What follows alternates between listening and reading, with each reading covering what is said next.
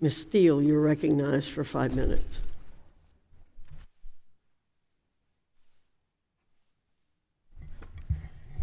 Thank you, Dr. Fox, for leading this important hearing. In October, I introduced H.R.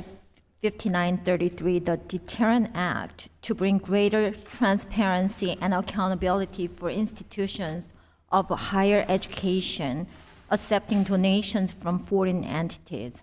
This bill will pass House hopefully tomorrow, and I'm hoping that Senate will take it up. The involvement of hostile foreign entities in our post-secondary institutions is one of the biggest threats facing colleges and universities. Question number one is Dr. Kornbluth. In September 2019, then Secretary DeVos opened the Section 117, it's a foreign disclosure section, investigation into MIT that has not been closed. What concrete steps that has MIT taken to address the lack of Section 117 reporting? So let me say, and thank you for the question, we have cooperated fully. I can't comment on an open investigation, but I have to say we have greatly increased our reporting to be fully compliant. So it's not done yet, but it's still under investigations. As I understand it. Okay. A study released just last month by the Institute for the Global Study of Anti-Semitism found that from 2015 to 2020, institutions that accepted unreported money from Middle Eastern donors had on average 300 more anti-Semitic incidents than those institutions that did not. President Gay, McGill, and Kornbluth, any of you can answer this. Do you believe foreign nations with views hostile to Israel would desire U.S. students to echo their views?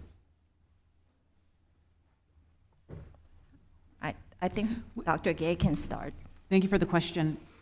So we have alumni all over the world, and those alumni, through their philanthropy, support student aid, scholarships, cutting-edge research.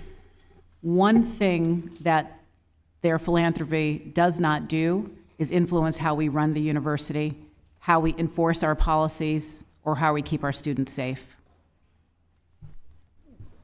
Okay.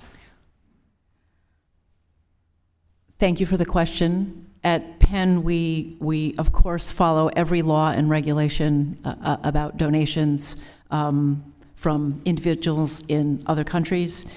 Beyond that, we do not accept any gift that would compromise our mission or create any sort of conflict of interest. So we have a very elaborate vetting process, and we have declined gifts where we have a worry that would be inconsistent with our mission, and we're very clear about this. Yes, thank you. So all funds that come to MIT in any form are for open, publishable research. We retain full control over what research is conducted. We also have an extensive internal review process for reviewing foreign gifts. We also adhere to all federal laws, and we see these reviews through the lens of national security, economic security, and importantly, human rights. Thank you for your answers, and I hope that's really true. President McGill, that from 2014 through 2019, Penn received a total of almost $300 million in Section 117 funding. Are you aware of the amount that was given by Qatar?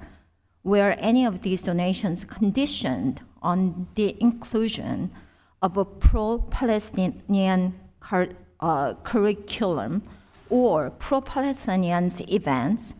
Are you aware if any of these donations were conditioned only for pro-Palestinian professors? I appreciate the question. I want to repeat that we follow all laws and we accept nothing that is inconsistent with our mission of teaching, research, and service. And we would never accept conditions on gifts. My understanding is we have taken no government gifts from the government of Qatar. We have a small number of alumni in Qatar who have given some gifts for annual annual gifts to schools, very small number. But almost $300 million. Congressman, that figure as of funds from Qatar is not one I'm familiar with. That's not what my information tells Do you know exactly me. how much you received from Qatar?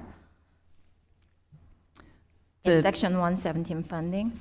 The data I have, yes, I am aware of our 117 filings. Maybe I can follow up with you afterwards. That's not consistent with what I understand our 117 filings show, which is no gifts from the government of Qatar, and a very small number of annual gifts from alumni living in that country. Dr. Fox, thank you very much, and I yield back. We'll look forward to